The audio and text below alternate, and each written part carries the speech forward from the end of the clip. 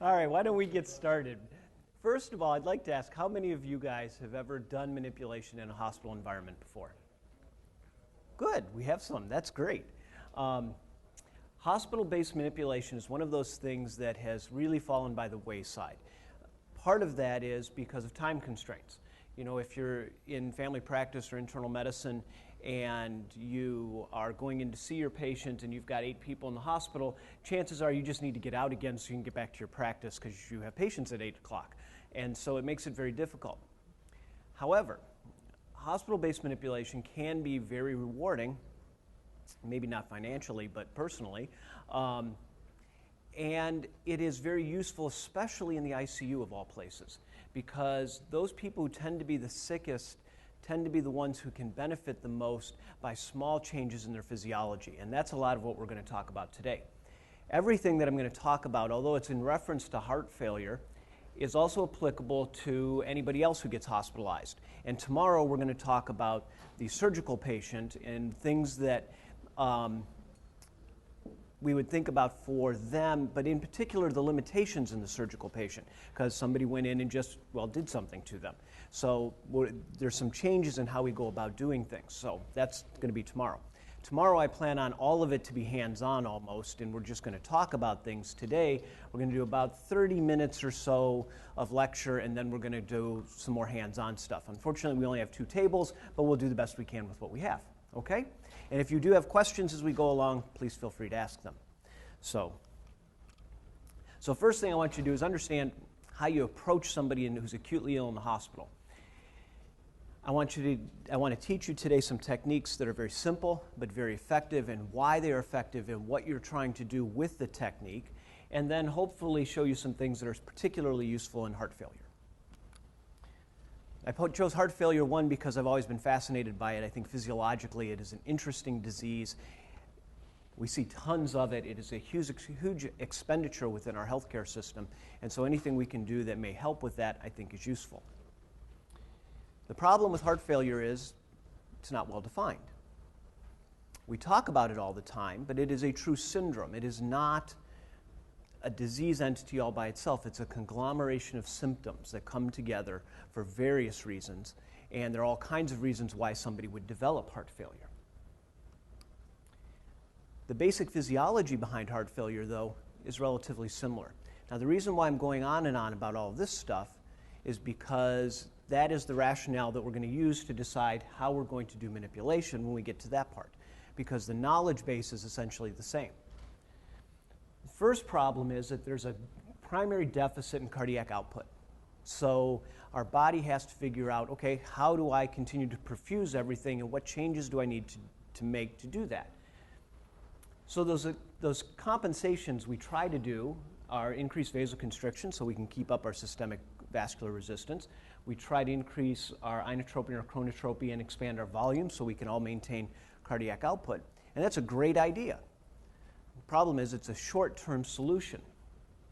As part of that, we have all of these neurohormonal changes that we've found out about over the last 15, 20 years.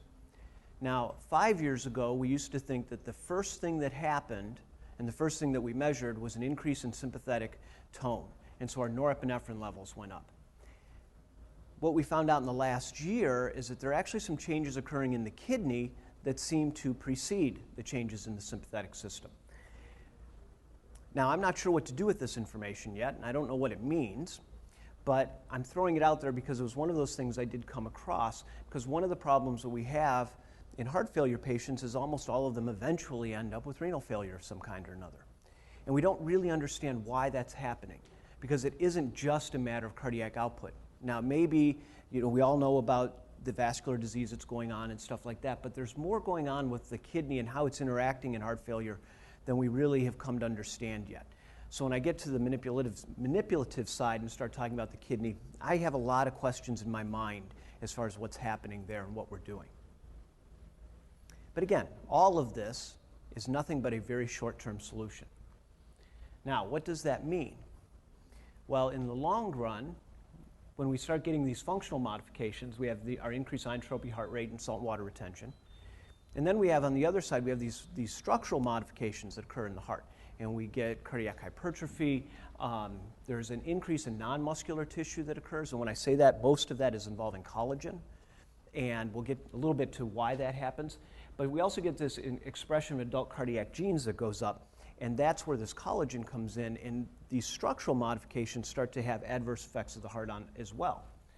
All of these, unfortunately, in the long run, lead to increased energy demands, changes in how the loading conditions occur, and when I say that, I mean how does the heart fill and how does it empty and so on. And all of these, we all know, are very pro-rhythmogenic, and rhythm disturbances become a very big deal when people die from heart failure. So,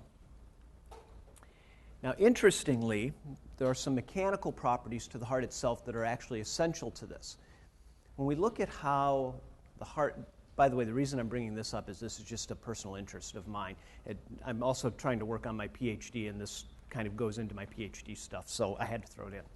But when we look at how the heart muscle functions, there are cytoskeletal elements that don't just go through the heart cell, well, they actually go through it and connect to the extracellular membranes, and they connect into one another. So that one heart cell, although the cell is a very identifiable structure in and of itself, it actually has elements that are going through multiple cells, stretching across larger distances. It is on these pathways that the neurovascular elements flow into the heart. And this is what gives the heart its unique shape and structure and allows it to function the way it does, because it allows it to coordinate mechanically in a way that we didn't know about until just recently. Now, the interesting part of this is that what this means is that there are structural elements and mechanical properties to the heart itself that changes in these tension elements within the heart actually cause changes in the genetic expression of the heart. And that is where we get into the cellular apoptosis and why we have heart muscle dying for no good reason, because you can show that the vascular supply to the heart seems to be okay, and yet heart failure generally tends to be a chronically progressive disease irrespective of what we've done. All we do is slow it down. We can slow down that process, but we can't stop it. Some of that's occurring because of the pure mechanical properties of the heart itself. And I just think that's really cool. So now, heart failure itself. We get back to what is heart failure? We can talk about what happens with heart failure, but the real issues are, the real defining characteristics of it that we showed early on have to do with exercise intolerance and dyspnea. Now, why do those occur? It seems like it should be straightforward. Well, they get short of breath because their heart can't pump because they have low cardiac output. Well, it actually turns out that's not the case. There's no correlation between the two, or there's very little correlation is a better way of saying it. The same with exercise intolerance, and the correlation with exercise intolerance is even greater than the discorrelation with dyspnea. It turns out that there are some other changes that are occurring, and if you look at an athlete, and forgive me for throwing athletics in, I do way too much sports medicine and I just can't help that either. But if we look at athletes and you take an elite level athlete, they can shunt about 90 to 95% of their cardiac output to their peripheral muscles to do their sport. In a heart failure patient, they can't do that. They can't even come close to it. They will get between 40 and 60% of their cardiac output going to their muscles. Now, what happens then is that the muscles are saying, hey, I need more blood. I got to do this to work. And so they send messages back to the heart to say, hey, you got to work harder here. And the heart can't do it. And so instead, it manifests as fatigue and shortness of breath and so on. Now, that shortness of breath is even more multifactorial, and we really don't understand that, but there appear to be some mechanical properties that are occurring in the lung. There are actually changes in the lungs themselves that we're just now starting to explore.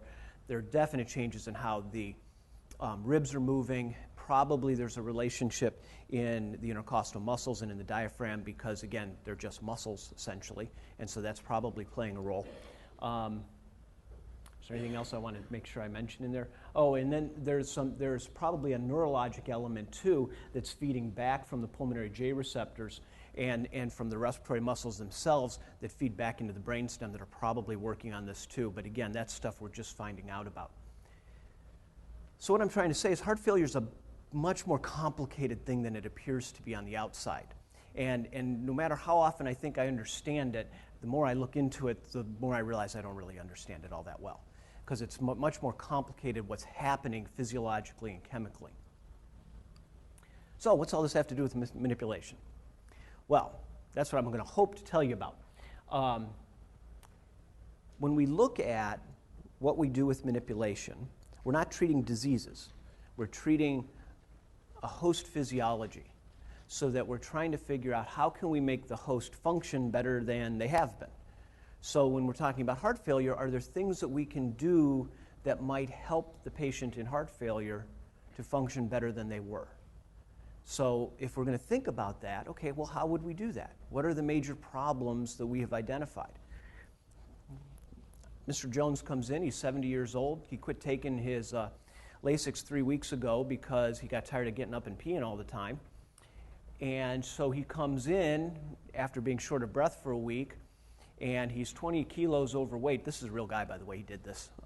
He's 20 kilos over his normal weight, and he can't breathe, and he's got 3+ pitting edema up to his legs, and he's got fluid in his lungs, and his BNP is 400 or 500 or something, and his creatinine was like 2.1. Now, his blood pressure is about 170 over 100, but he's grossly fluid overloaded, so we know why he has that. He kept taking his ACE inhibitor, he kept taking his Coreg. He was doing those appropriately. His heart rate's only about 85. So this seems pretty straightforward. Bring him in, we diurese him, he should get better. Okay, that's the case. That's what we do. Well, what else could we do for that guy? Could we do some things to help him mobilize those fluids better? So if we're going to do that, how do we think about how do we help, what things would be an impediment to fluid movement? In his case, his sympathetics seem to be doing okay, so probably we don't need to do anything with his sympathetics. So I'd probably go more toward the fluid side. Are there issues with tissue compliance? In him at this point there sure are, because when you got this much fluid, obviously the tissues can't be compliant, they can't do what they need to do, so we may need to do some things to help the tissues themselves move if we could. So what are we trying to achieve? Well, that's what it comes to. With the patient you're looking at, what are you trying to accomplish? Okay.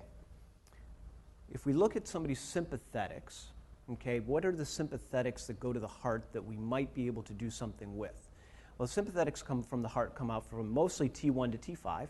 It's primarily left-sided. That's all classic stuff we've all known.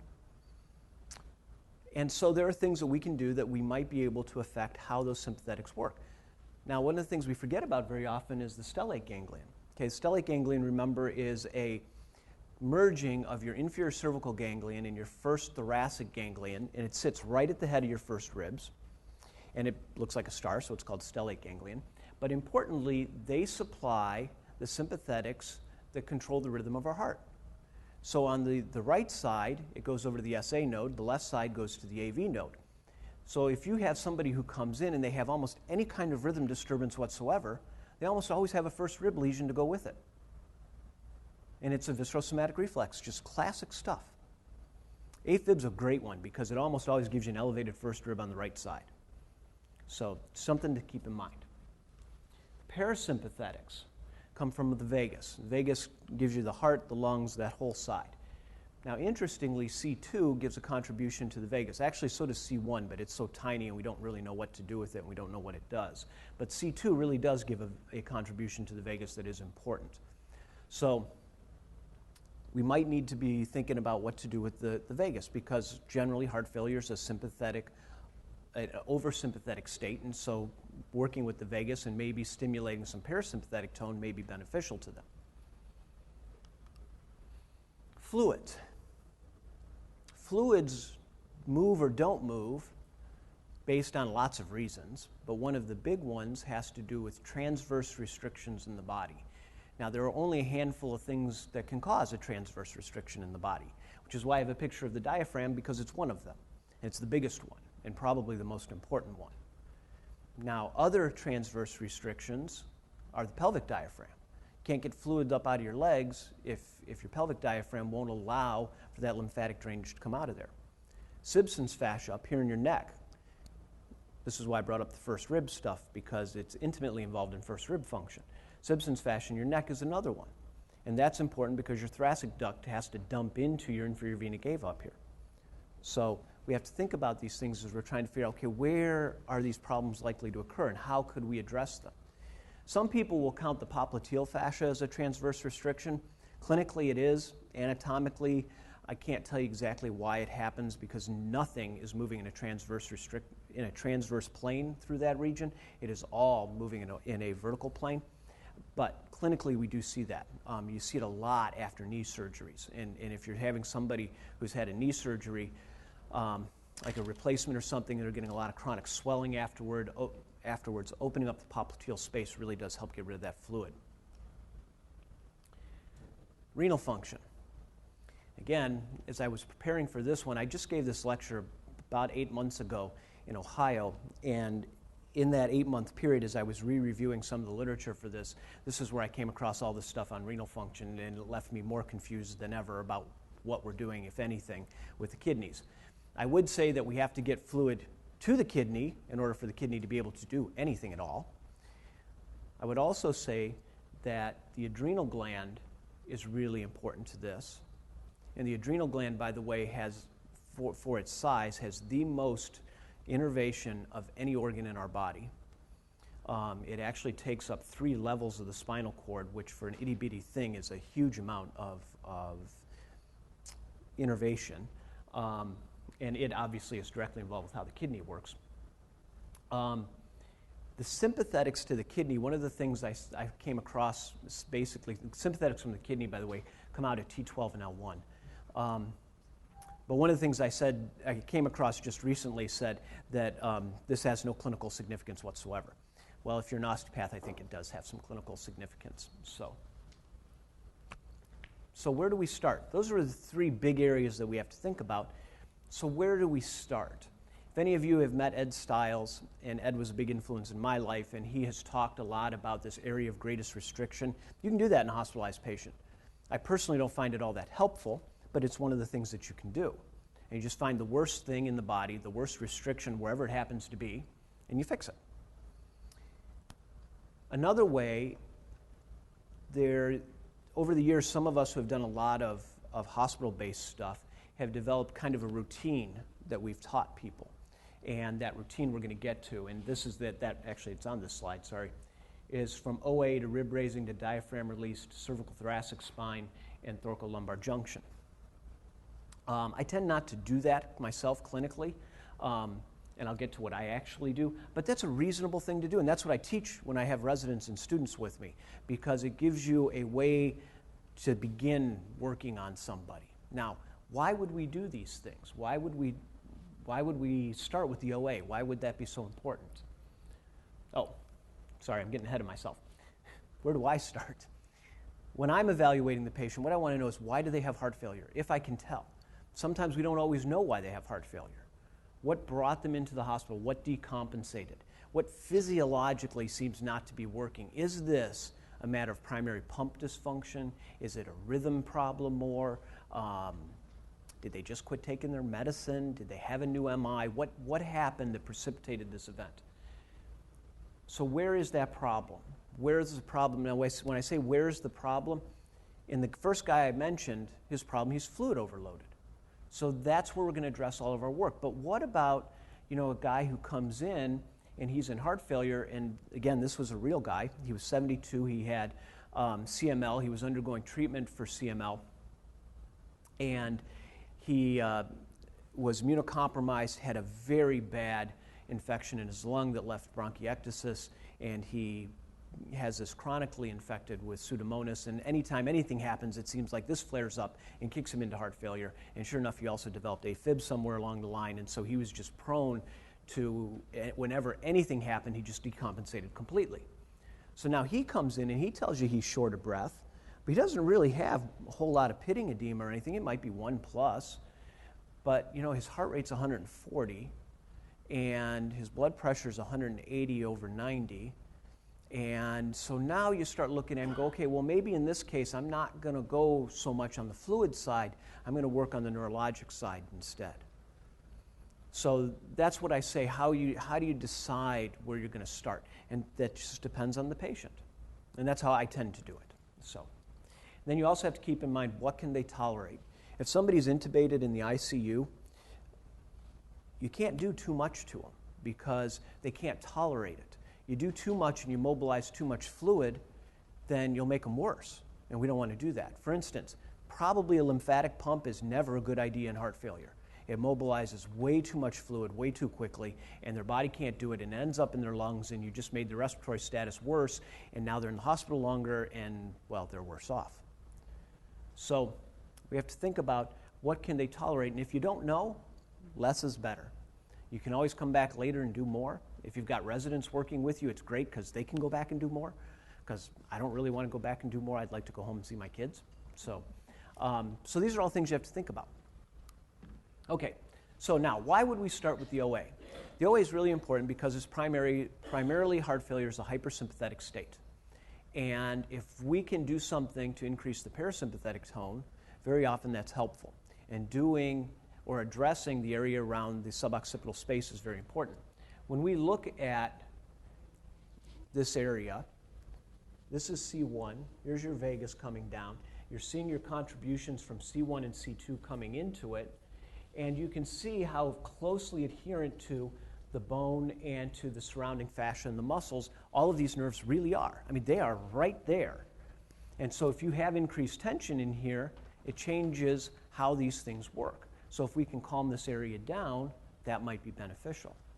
By the way, I'm going to go through this whole thing, including the techniques real briefly, and then we'll come up here and we'll work on these things one piece at a time. Okay. So suboccipital release. It's very simple. It's very straightforward. Almost anybody can do it as long as you don't have big nails, because they'll gouge up into somebody. Wouldn't want to do that. And it's very gentle and it feels good. And you can do this if they're intubated. You can do this if they're sedated. You can do this in just about anybody, as long as the only time you can't do this if there's a question of occipital or suboccipital instability. Down syndrome, rheumatoid arthritis, trauma, things like that. Those are the ones you really have to be careful of. And if they have rheumatoid arthritis and you have not x-rayed their neck, I would not do this technique on them. Because rheumatoid sometimes likes the upper cervical spine. It leaves some really jagged edges. And you don't want to go pushing up against those if you don't know they're not there. Okay? So just keep that in mind. In Down syndrome, again, they are congenitally, they have laxity of their alar ligaments and stuff, and sometimes they have dysplasia of the dens, and you don't want to do that. So keep that in mind. And unfortunately, Down's patients will, if they live long enough, will eventually develop heart failure. So basically, you get your fingers up in there gently. You do not push your fingers up in there. You allow the head to balance on top of them, and then you let the weight of the head do the work, where you just balance the tension on each side, and you hold that until it starts to relax, and you'll feel a general softening, and then you're done. That is the release we talk about. It's probably better to say exactly what we're feeling instead of a release. It is a softening of the tissue. And I don't know why this happens, but I couldn't get rid of it. So now the first rib, Simpson's fascia. There's a lot going on here. I've already talked about the innervation of the SA and the AV node. And if we look at this, here's the apex of the lung coming up here. Here's your stellate ganglion. Here are the ribs. And you've got some of the arteries coming up through here. And then what isn't illustrated here is Simpson's fascia itself. Now, Simpson's fascia is a relatively loose conglomeration of connective tissue that sits and spans from the posterior part of the first rib to the anterior part, all the way around. You have small connections from your scalene muscles that attach down onto it directly, because it's actually, the scalenes can be accessory muscles of respiration, and so they can get involved in this. And they help pull up the apex of the lung for us, too. And on the right side, I have to remember to stay away from the speaker. On the right side, you have drainage, lymphatic drainage from the right upper arm and the head, and then on the left side, you have just about the rest of the body with the thoracic duct. And so when you have tension in here, if we don't correct that tension, then the thoracic duct can't drain. And if it can't drain, it doesn't matter what we do anywhere else in the body, because everything's still getting stopped up here. Now, the lymphatics themselves run well, all over the place, but some big things to remember. Up here is the lymphatic duct up there that I was mentioning. About 25% of people have a cisterna chyli, which is a very large cistern that happens right underneath the diaphragm that comes up, and it's basically a merging of a whole bunch of lymphatic ducts into one area. Really only about 25% of people actually have that. The rest of us just have these vessels feeding in at different spots and coming together. Now, how does lymph move? Well, the lymphatic vessels themselves are divided into lymphangions, and those lymphangions have a contractile nature to themselves, and they have the rhythm all of their own. Now, that rhythm is significantly slower than the cardiac rhythm, but significantly faster than a respiratory rate. And so it's somewhere around 30 to 40 is the most common. I've seen some numbers as low as 20, but most people are saying it's around 40. And so those lymphangions have a contractile element all of their own. They have their own little pacemakers that are based on the sympathetics, and they help pump fluid up. There are also little valves inside there to make sure it goes on. Now, one of the problems in heart failure is that it's an oversympathetic state, and the sympathetics that go to the lymphangions cause them to relax and dilate. And as they relax and dilate, they can't move lymph anymore. And think about somebody with 3+ pitting edema. Do you think that those delicate little lymphatic vessels are capable of moving anything at this point? I mean, look at what it does to the veins. Imagine what it does to the lymph vessels. So as they dilate out, they become almost non-functioning. And then they have to depend on respiration to move things, muscle contraction, movement, and those are the very things that we're having problems with already. So anything that we can do to help lymphatic fluid move would potentially be very beneficial. Sibson's fascia. This is one of the ways you can release it. I'm going to show you actually two different ways because this is the seated way, and I showed this one because it's the classic way. Obviously, you can't do this in the hospital all the time. If somebody's intubated, they're not going to sit up for us. So there are other ways that you can open this up very easily that are just modifications of this, and I will show you how to do that when we come up and do our labs. Diaphragm doming. I'm including this one with the lymphatics because it's so important to make sure that the diaphragm works if we're going to talk about lymphatic movement, because it's the major thing that's causing respiration, and if it doesn't work, again, we're stuck with lymph can't move anywhere. Almost everyone who has congestive heart failure, their diaphragm doesn't work well. If nothing else, you've got a bunch of fluid in the lungs. A lot of times there's an effusion sitting there too, and it's all pushing flat down onto the diaphragm, and it can't function well. Not to mention the changes that we've mentioned previously in how the muscle tissue works. There are lots of ways to correct the diaphragm. This is just one of them. I happen to like this one in heart failure because by doming the diaphragm and getting it working, the underside of the diaphragm is just loaded with lymphatic vessels. That's why when somebody has ovarian cancer and it spreads, they get all this ascites because you block all of those lymphatic vessels on the underside of the diaphragm. Well, in congestive heart failure, they're not working because they can't, because they're fluid overloaded and the diaphragm isn't working, so nothing's moving. The other nice thing about diaphragm doming is that it helps to drain the liver. And the liver is one of our organs that can absorb a lot of fluid in heart failure, and that's why we get hepatomegaly with it and a hepatojugular reflex. And so if we can do things to help open up the liver, that will help too. And so that's one of the reasons why I just happen to like diaphragm doming. It's easy, it's gentle. The problem with doing it on anybody in the room is most of your diaphragms probably work reasonably well. And it's much more dramatic when you do this in somebody who has heart failure. And so what I do with the students in residence is I put their hands on the body, put mine on top of them, and say, now feel this. And when they feel it, they're like, oh my God, it really changes. It's like, yes, but again, they're sick and there's a change meant to be. And most of us, our diaphragms working reasonably well. So keep that in mind. Okay, the rib cage. Because the next thing in that list, in that sequence, was rib raising. Well, the rib cage is one of the most interesting parts of this whole thing because it works on so many different levels. Classically, if we do rib raising, it stimulates the sympathetics. Obviously, we don't want to do that in this case. The thing is that in doing rib raising, what we're also doing is we are getting the ribs to move better, and once we are done, that small amount of sympathetic stimulation probably hasn't changed much, And if we can get their ribs to work better and their lungs to pump better, probably they are going to do better because of it.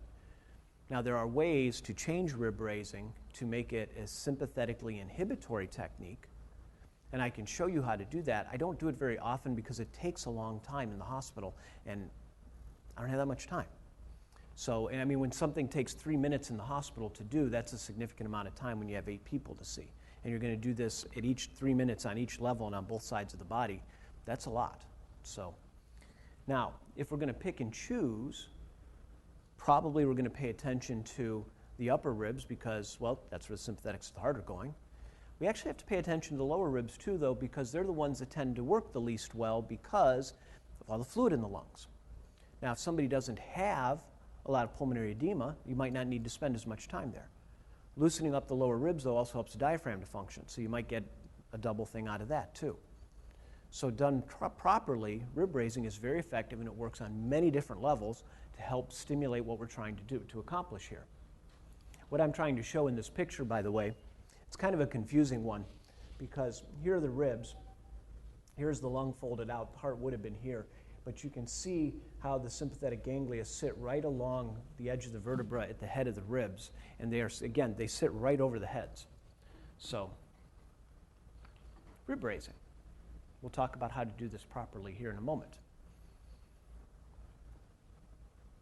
Does anybody know what time it is? I don't have a watch. It is 7 after 4. Oh, good. Just about where I was hoping to be. So that hopefully we can bring everybody up. We can talk about how to do these. Somebody has to volunteer to be my guinea pig, though, so since my wife and my kids aren't here to do it. Thank you, sir. I'm here for you. I've been called a pig before. Now, the last thing I want to say is this is my daughter, her first day on a bicycle, and couldn't figure out how to make it go, so my son kept helping her. All of these things, when we talk about doing hospital-based manipulation, we're not talking about changing anything else you do in the hospital. You have to do all of the things you normally do for heart failure, just like you always do. This is an adjunct to this. When I'm really busy, the last thing I'm going to do is manipulation on somebody. If I'm coming in and it's 10 o'clock at night and you come in acute heart failure and I have to come in the hospital to see you, I'm going to do all the other things I do, and maybe a couple days if I'm awake enough to do so, I'll do manipulation on you.